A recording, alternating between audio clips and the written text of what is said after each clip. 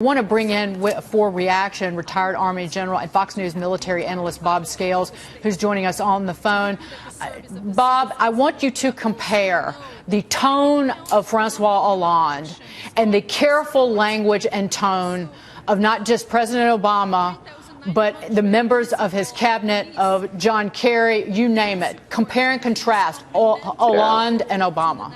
That's a great question. As I listened to this man's resolve and the definitive nature of what he was saying and his commitment to a war, not a police action, I'll be honest with you, Dagen, I was reminded of Churchill in his worst hour during the Battle of Britain. This is a man who is a socialist, by the way, who's setting his jaw, turning to the French people and saying, we're just going to do everything. We're going to seal our borders. I couldn't believe he said that. We're going to increase the gendarmerie. We're going to increase the army. We're going to increase electronic surveillance. He didn't worry about any political pushback in his country.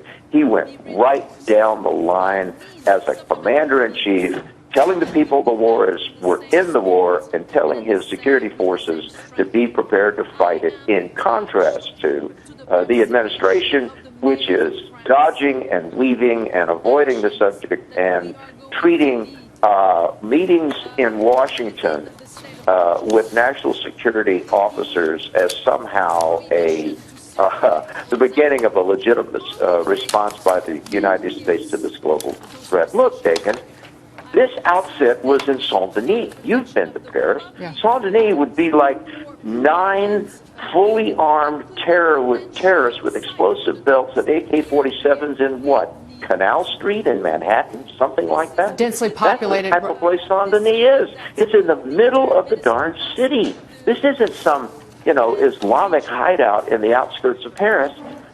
These guys, ISIS, have actually turned their sea of terrorism away from the Muslim enclaves in the suburbs and put them right in the heart of Paris.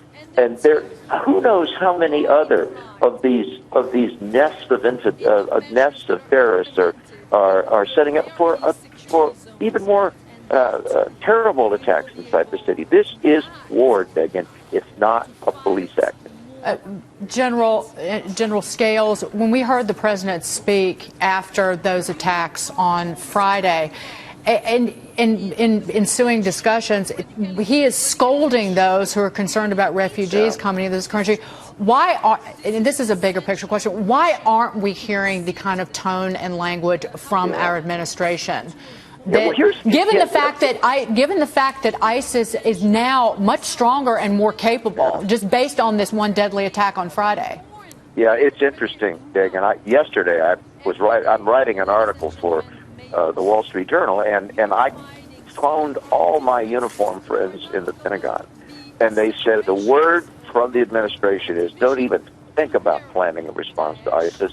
Don't even talk about it in the halls of Pentagon, or you're in big trouble. And the president said yesterday, well, if anybody has a better plan, how come I'm not seeing it? Let me tell you, the reason they'll have a better plan is they've told the military not to do it. I mean, can you see the circular logic that he's using that somehow, okay, don't plan, and then when he talks to the media, he says, well, we don't have any plan because no one can think of anything better to do.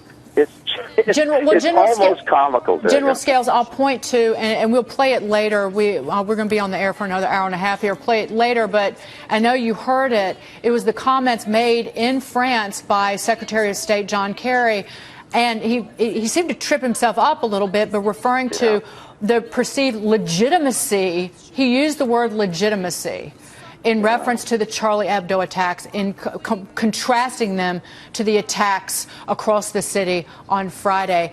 Is this an administration that thinks that these are radical Islamic terrorists that can still be rationalized with, that they can still have a conversation with these individuals and talk them away from essentially murder? Dagen, that's so interesting. Do you notice that when Kerry and the president talk about the threat, the term war or military is never used? It's always conciliation, diplomacy, economic assistance, the taking in of refugees. It's all what he used to call soft power. But let me tell you something. ISIS is not using soft power. They're using machine guns and bombs. They're using explosive devices of every sort. So here we have an interesting situation where we have an enemy who is at war with us, and we aren't at war with the enemy. And that can't last forever. You can't have one side conduct the war and the other try to walk away from it.